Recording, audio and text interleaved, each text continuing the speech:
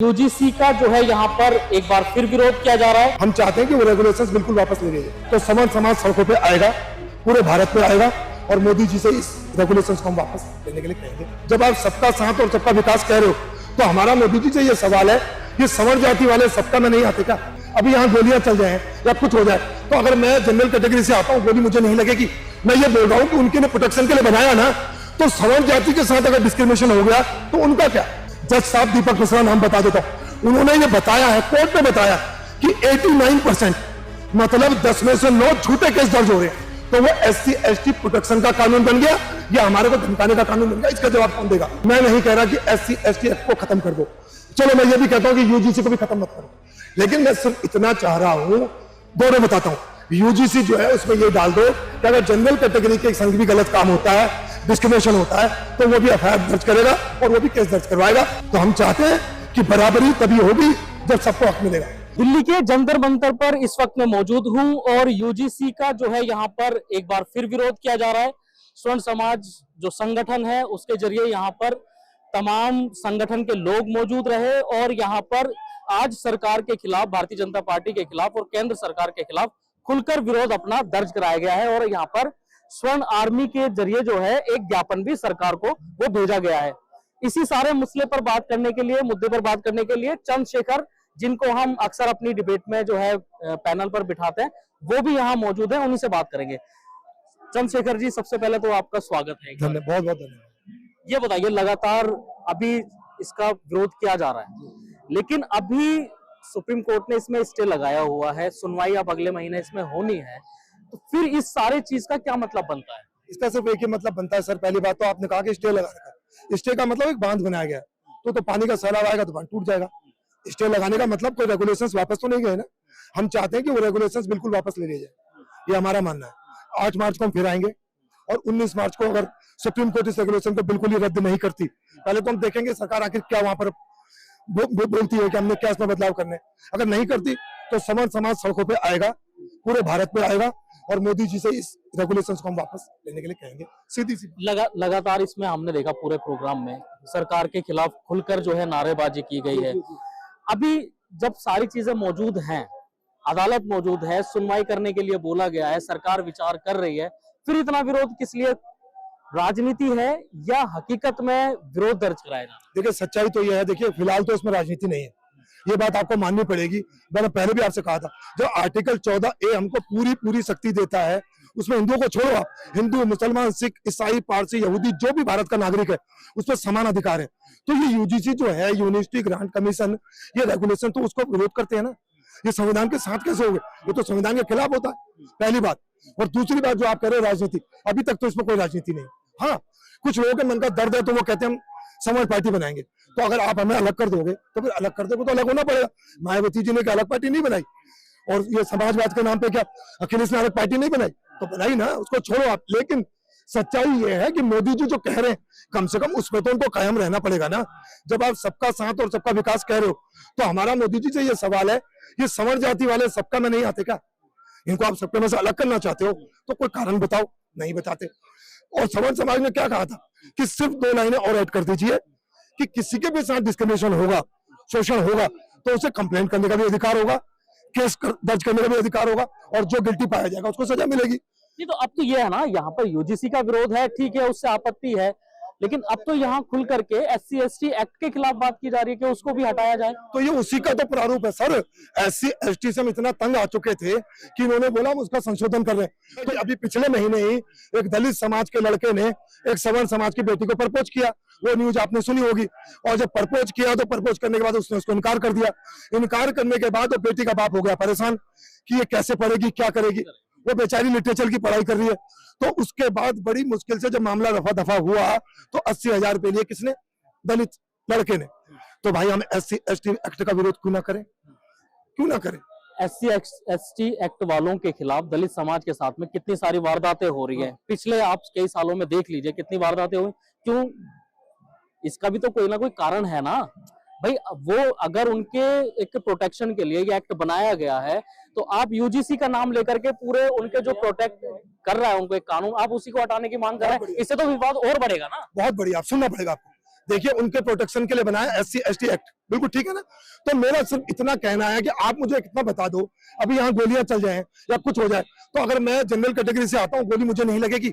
मैं ये बोल रहा हूँ कि उनके लिए प्रोटेक्शन के लिए बनाया ना, तो सवर्ण जाति के साथ अगर डिस्क्रिमिनेशन हो गया तो उनका क्या। बात ये हो रही है यहाँ पर, हमारी बात ये हुई। हम जब यहाँ पर जनरल कैटेगरी के लोग आए हैं तो अपनी बात करेंगे ना। तो हम अपनी बात कर रहे हैं कि वो SC/ST एक्ट, मेरी बात सुन लो, जज साहब दीपक मिश्रा नाम बता देता हूं, उन्होंने ये बताया है, कोर्ट में बताया कि 89% मतलब 10 में से 9 झूठे केस दर्ज हो रहे हैं। तो वो SC/ST प्रोटेक्शन का कानून बन गया या हमारे को धमकाने का कानून बन गया, इसका जवाब कौन देगा। आपने कहा उनके प्रोटेक्शन के लिए बनाया, उनका शोषण हो रहा है, ठीक है ना। हजारों साल की कहानियां सुना दोगे, पानी नहीं पीने देते, फलाना नहीं करने देते। अबे भैया, तो अब तो 1950 के बाद कॉन्स्टिट्यूशन एक्टिव हो चुका है ना, तो अब बात करो ना आज की। आज तो प्रत्येक नागरिक बराबर है, तो तुम कहां जा रहे हो सदियों पुरानी बातों पे। मैं ये पूछना चाह रहा हूं आपसे, तो मैं वही कह रहा हूं कि उसका मिसयूज हो रहा है, उसका दुरुपयोग हो रहा है, सवर्ण जाति के बच्चे परेशान हो रहे हैं। आपको पता है विष्णु तिवारी 20 साल बाद जेल से लौट के आया था, माँ भी खत्म हो चुकी, दोनों बेटे भी मर चुके थे। बार बार कैसे दोहराऊं, जब जज मान रहे हैं कि 89%, 100 में से 89 केस झूठे, 10 में से 9 झूठे, तो भाई वो प्रोटेक्शन उनका कहां हो रहा है, वो तो हमारा शोषण हो रहा है भाई, हमारा। किसके सामने है, कहाँ पर है क्या जो आप बता रहे हो इतने केस झूठे हैं, कहाँ पर है, आंकड़ा कहाँ? नहीं, ये तो कोर्ट रिकॉर्ड दे रहा है ना। आप कोर्ट की साइट में जाओ, आप हाई कोर्ट, सुप्रीम कोर्ट की साइट में जाओ, और जो SC/ST एक्ट के केस होते हैं उनकी जांच करो, आप पूरी लिस्ट रखी हुई है। एक साल में इतने केस आते हैं, कितने फ्रॉड है, कितने झूठे हैं। अभी एक दूसरा फिर जो SC एक्ट वाले जो लोग हैं, फिर वो आंकड़ा निकालेंगे, बात तो वहीं आ जाएगी ना। बात तो सारी विरोध की है। आप मांग कर रहे हैं अब UGC के साथ में SC/ST एक्ट को भी खत्म कर दे रहा है, अब दूसरी तरफ से फिर लोग सड़कों पर उतरेंगे, तो ये तो एक विवाद को दूसरा रूप दिया जा रहा है ना, एक मुद्दा और खड़ा कर दिया जा रहा है। पहली बात तो ऐसा है कि आपने कहा वो भी उतरेंगे, हम भी उतरे, तो लोकतंत्र में उतरना कोई गलत बात नहीं होती। फिर उसके बाद मैं नहीं कह रहा कि SC/ST एक्ट को खत्म कर दो, चलो मैं ये भी कहता हूँ कि UGC को भी खत्म मत करो, लेकिन मैं सिर्फ इतना चाह रहा हूँ, दोनों बताता हूँ। UGC जो है उसमें ये डाल दो कि अगर जनरल कैटेगरी के संग भी गलत काम होता है, डिस्क्रिमिनेशन होता है, तो वो भी FIR दर्ज करेगा और वो भी केस दर्ज करवाएगा, और जो गलत करेगा उसको सजा होगी। सुनना मेरी बात, चाहे किसी जाति का हो, ठीक हो गया। अब आगे SC/ST में, तो SC/ST एक्ट को बंद मत करो, ठीक, उनका प्रोटेक्शन है ना, ये बंद मत। लेकिन अगर SC/ST एक्ट के लोग झूठा केस दायर करते हैं, किसी की जिंदगी तबाह करते हैं, तो फिर उनको सजा का प्रावधान डालने में क्या समस्या है, ये बता दो मुझे। चलो, मतलब अभी सजा का जो है प्रावधान बिल्कुल नहीं है। हाँ, ये दोनों कानून बना दो, SC/ST चलने दो, फिर ये जो 100 में से 90 झूठे केस हो रहे होंगे ही नहीं, फिर कैसे होंगे। तो विवाद तो फिर सारा मतलब यही है ना, उसमें कैसे हटा दें उसको। अरे आप कहो SC/ST एक्ट है, अगर किसी दलित शोषित पिछड़े का किसी ने शोषण किया उसे सजा मिलेगी, ठीक है। लेकिन अगर किसी दलित शोषित पिछड़े व्यक्ति ने झूठा आरोप लगा के किसी की जिंदगी बर्बाद कर दी, उसको सजा मिलेगी, खत्म, बराबरी का अधिकार। आरोप तो कोई भी लगा सकता है। हाँ, तो और हम क्या कहते हैं, तो उसमें सजा का प्रावधान ही नहीं है भाई, कोई प्रोविजन ही नहीं है कि जिस मर्जी में झूठा आरोप लगा दो।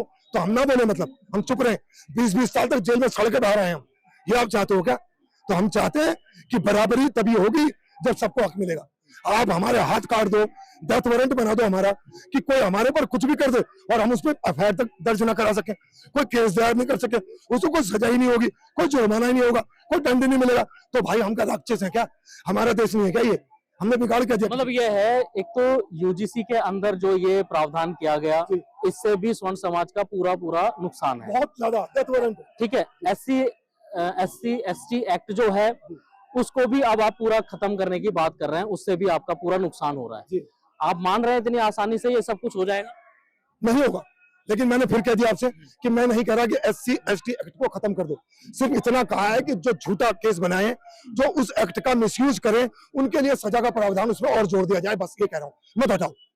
क्या प्रक्रिया होनी चाहिए उसकी? सीधी सी बात, अगर कोई SC/ST OBC कोई भी किसी पे झूठा केस दायर करेगा और अगर वहां पर कोर्ट में साबित हो जाता है कि इसने झूठा केस, वो 4-4, 6-6 साल जेल में रह के आएगा, तो उसको सजा हो, सजा जेल में हो, उसको जुर्माना हो, जो भी हो, कुछ हो। तुमने तो खुला खेल फरोगाबादी कर दिया कि भाई जिस मर्जी पर आरोप लगा दो और तुम साबित हो जाए कि तुम झूठे हो, तब भी तुम्हारे को कोई नहीं, तो तुम्हारे लिए तो लाइन क्लियर हो गई। तो तुम तो 7 खून माफ वाली कहानी चलाओगे, आग बुझाने वाली गाड़ी कि 24 रास्ते में मार के चलो। हम तो भाई बचाने जा रहे थे, आग बुझाने जा रहे थे, तो हम क्या करें भाई, हमारा देश नहीं है क्या ये है बात मेरी।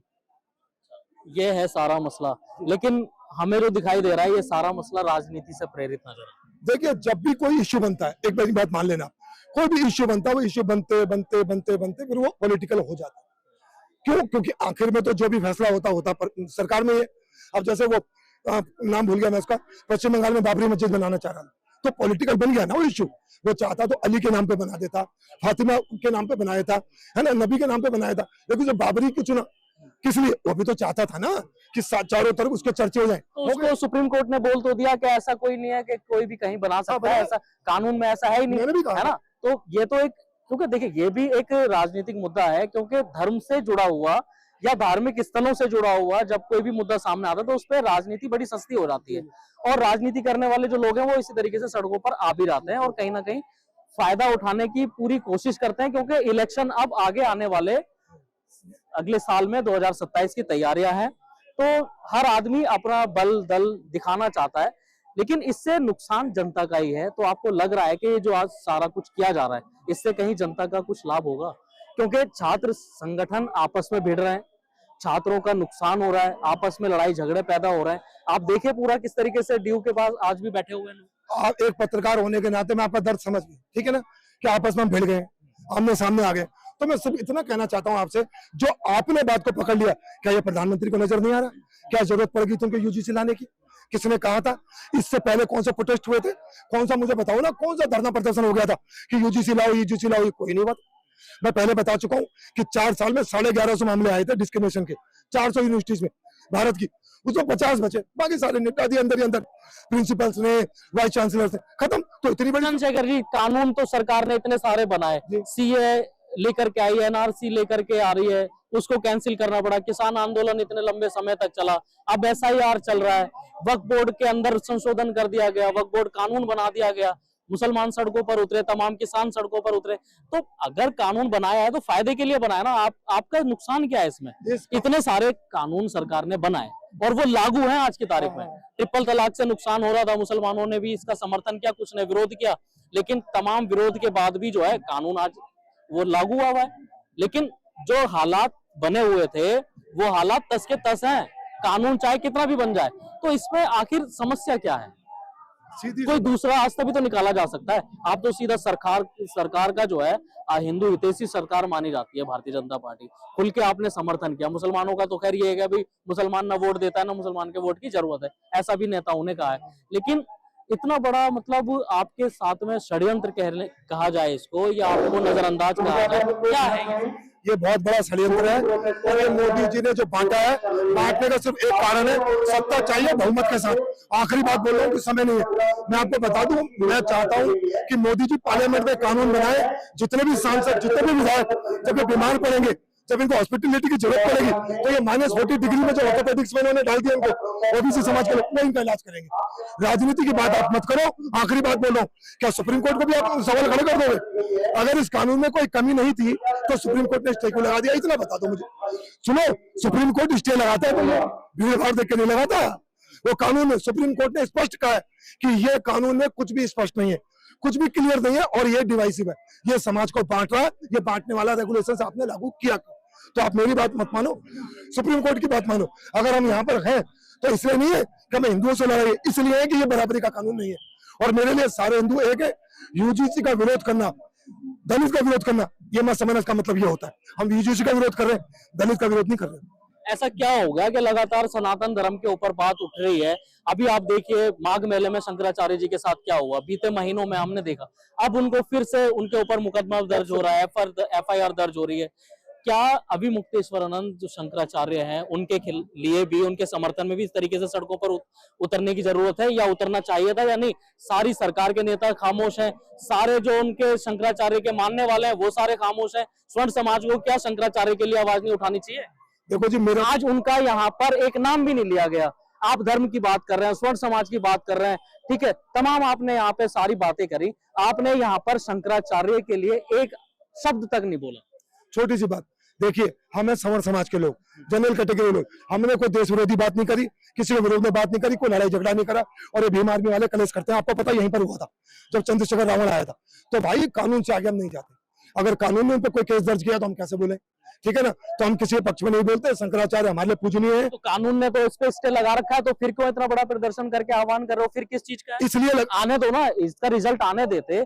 कम से कम जो तारीख दी गई है सुप्रीम कोर्ट ने, उसको आने के बाद में करते ना, राजनीति उससे पहले। छोटी सी बात बता रहा हूँ आपको, हम इसलिए यहाँ पर आए हैं, हम मोदी जी को चेतावनी देने आए हैं कि इस कानून को, क्योंकि सुप्रीम कोर्ट उसमें आगे कार्रवाई तभी करेगा जब हमारी जो सरकार है उसको प्रावधान भेजेगी कि हम इसमें ये परिवर्तन कर रहे हैं, तभी करेगी ना। तो हम मोदी जी को चेतावनी देने आए कि जब तक आपने बराबरी का कानून नहीं बनाया, सवर्ण समाज को पूरा अधिकार नहीं दिया कि वो भी केस दर्ज करा सके, वो भी एफआईआर करवा सके, वो भी सजा दिला सके, तो तब तक हम मानने वाले नहीं है। चेतावनी के लिए आते हैं, और जंतर मंतर होता किस लिए, हम आए। चेतावनी तो यहाँ तक दी गई है, कहा गया है कि इधर जितने भी भारतीय जनता पार्टी के नेता हैं, सांसद हो, विधायक हो, काउंसलर हो, छोटे बड़े जितने भी नेता हो, वो हमसे जो है सुरक्षित नहीं है। हम उनके घरों पे जा जाके, उनके ऑफिसों पर जा जाके क्या हाल करेंगे, उनको उसका अंदाजा नहीं है। क्योंकि आज एक हिंदूवादी संगठन का जो नेता है वो कह रहा था कि रक्षा मंत्री के वहां पर होकर आया और पुलिस मेरे पीछे लगी हुई है और यहाँ भी मौजूद है। आप खुले तौर पर जो है कानून का मजाक बना रहे हैं। मैं गंगा नवाजी हूँ, मेरा नाम बता दिया, आप मत करो ना। तो मैं वहां गया,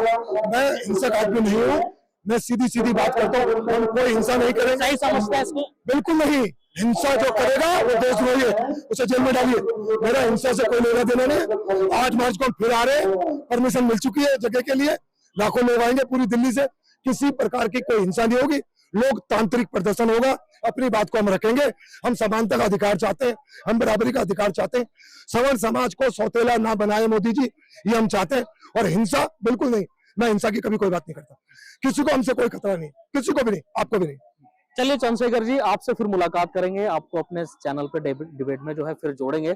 लेकिन आज जो ये पूरा यहाँ पर प्रदर्शन रहा है स्वर्ण आर्मी का, यहाँ पर तमाम जो है राज्यों से अलग अलग संगठनों के लोग पहुंचे हुए थे, उन्होंने अपनी बातें यहाँ पर रखी हैं और खुले तौर पर सरकार को चुनौती दी है, या तो इस कानून को बिल्कुल खत्म कर दो, नहीं तो आगे इसका विरोध झेलने के लिए सरकार तैयार रहे। दिल्ली से समाचार प्लस के OTT प्लेटफॉर्म के लिए मैं अब्दुल वाजिद चिश्ती निज़ाम।